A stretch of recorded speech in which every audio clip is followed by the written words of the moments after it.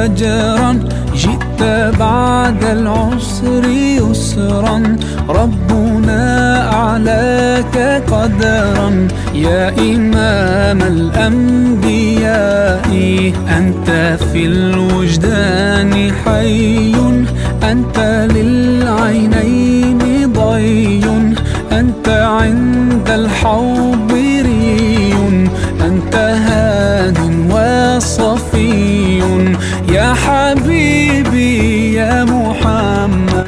Oke, assalamualaikum dulur dan kawan-kawan. Perkenalkan kami dari mahasiswa IAIN Syekh Nurjati Cirebon, jurusan Pendidikan Agama Islam. Dan di sini kami ingin mewawancarai salah satu narasumber dari Pondok Anida. Mau tahu kelanjutannya? Subscribe. يا رسول سلام عليك يا حبيب سلام عليك صلوات الله عليك.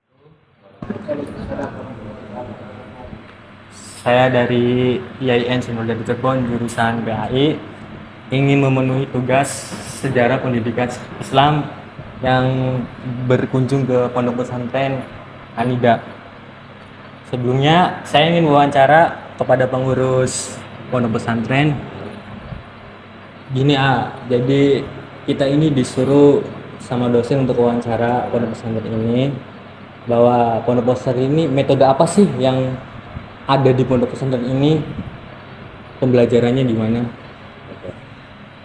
Jadi izin menjawab ya.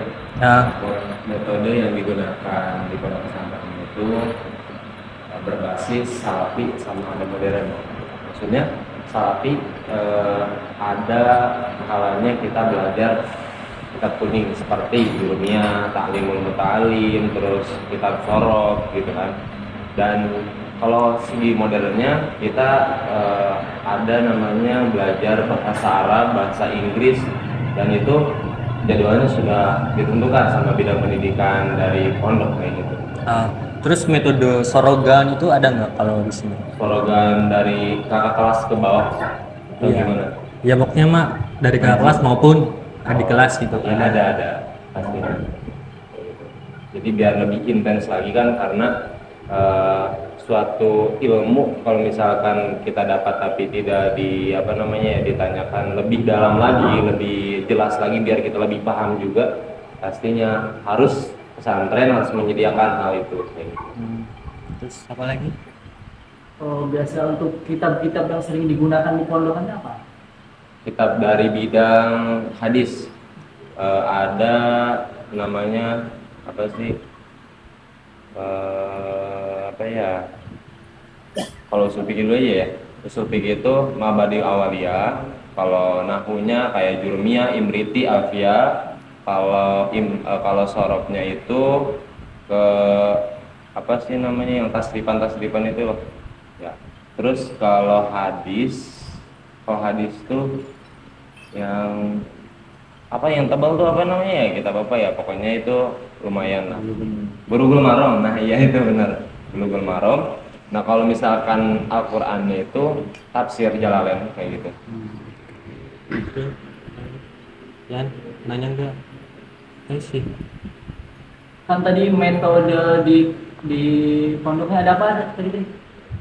Ada apa? Metode pembelajarannya. Oh ada bahasa. Iya bahasa sama kitab Durus kitab kuning kayak gitu. Itu untuk kira-kira kelebihannya apa dari metode tersebut? Oke. Keunggulannya jadi kita menyimbangi antara pengetahuan ulama-ulama yang diberikan dan dituangkan pada kitab gitu kan, kayak dari bidang fikih gitu kan.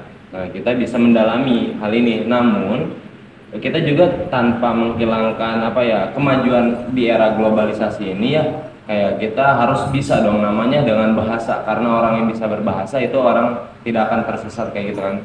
Gitu. Di samping kan itu keunggulannya, iya. Kalau untuk kira-kira kekurangannya ada gitu? Kekurangannya, nah dari segi kelebihan pasti ada kekurangannya. Kekurangannya mungkin lebih ke tingkat fokusnya santri kayak gitu. Jadi kita harus bagaimana caranya santri bisa paham kesini paham kesana. Tapi kan namanya manusia ada namanya tingkat apa ya, untuk pemahaman itu standarnya beda-beda orang kan dalam pemahaman suatu pembelajaran. Jadi ada yang belum paham, ada yang ya kayak gitulah.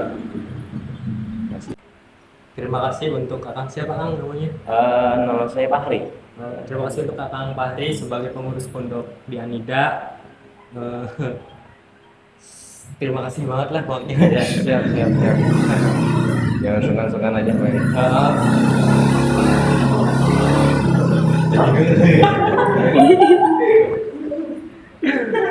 Saya akhiri, bila ada kekurangan dari tugas ini, wallahu muwaffiq ila aqwamit thoriq. Wassalamualaikum warahmatullahi wabarakatuh. Waalaikumsalam warahmatullahi wabarakatuh.